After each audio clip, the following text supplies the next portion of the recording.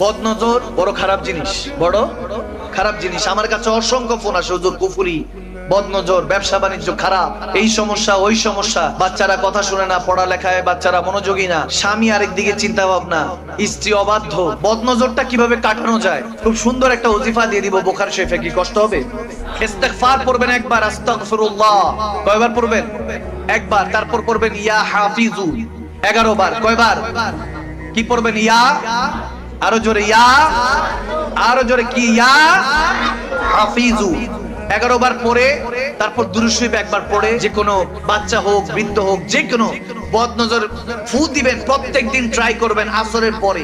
যদি এভাবে ট্রাই করতে পারেন ইনশাআল্লাহ 21 দিনের মাথায় বদনজর যত কুফরি আছে কেটে যাবে। সুবহানাল্লাহ বলেন।